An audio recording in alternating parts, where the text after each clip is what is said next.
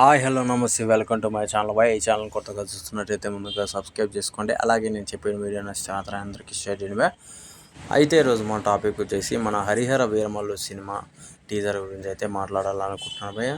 నిజానికి చాలామంది కింద కామెంట్లలో చాలా ట్రోల్ చేశారు. అదైతే నేనైతే చూడడం అయితే జరిగింది. నాకు చాలా కోపం కూడా వచ్చింది భయ్య.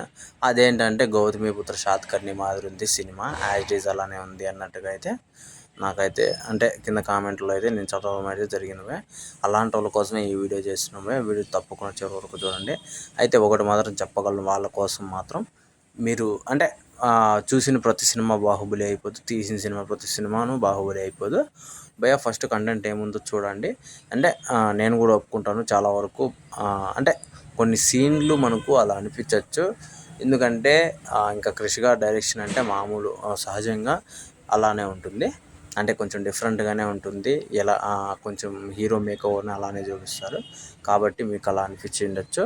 సినిమా చూసి మీరు మాట్లాడండి ఇలా ఉంది ఏమి అని చెప్పేసి. కింద కామెంట్లో మాత్రం గౌతమిపుత్ర శాతకర్ణి అయితే దీన్ని దయచేసి అయితే పెట్టకండి.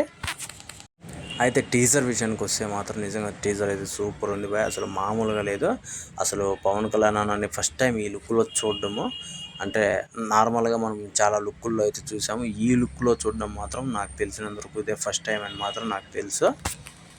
ఇంకా పవన్ కళ్యాణ్ అన్న ఫ్యాన్స్కి అయితే పండగనే చెప్పాలి. అదే కాకుండా పాపం ఒక్క సినిమా కూడా రావట్లేదు ఇప్పుడు ఎలక్షన్ టైం అని చెప్పేసి.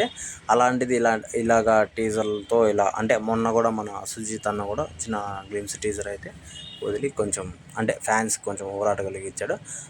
క్రిష్ గారు కూడా ఈ టీజర్ వదిలి నిజంగా సూపర్ అనిపించుకున్నారు. అయితే ముందుగా ఈ సినిమా వస్తుందో రాదో, అసలు తీస్తున్నారో లేదో అనే కన్ఫ్యూజన్ కూడా చాలామందికి అయితే ఉండింది భయ్య. అసలు సినిమా ఆగిపోయింది, హరిహర వీరమల్లు అనే సినిమా ఆగిపోయింది.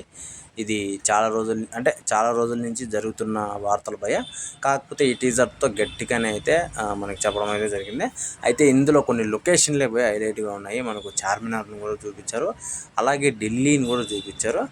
అలాగే మనకు యానిమల్ సినిమాలో విలన్ ఉన్నారు కదా, ఆయన ఈ సినిమాలో విలన్గా కూడా నటించడం అయితే జరుగుతుంది భయ్య. అయితే మొత్తానికి టీజర్ అయితే నాకైతే సూపర్గా అనిపించింది భయ్య.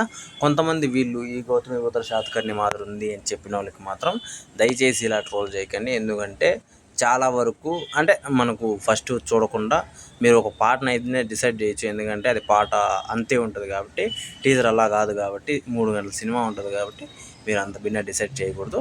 అది నేనైతే గట్టిగా చెప్తున్నాను భయ్య. దయచేసి ఇలా ట్రోల్ అయితే చేయకండి. అయితే నాకైతే టీజర్ అయితే సూపర్ అనిపించింది భయ్య. మీలో పవన్ కళ్యాణ్ ఫ్యాన్స్ ఎవరైనా ఉంటే కింద జై పవన్ కళ్యాణ్ అని చెప్పేసి టైప్ చేయండి భయ్య. జై పిఎస్పీకే అని కూడా టైప్ చేయండి ప్లీజ్ దయచేసి.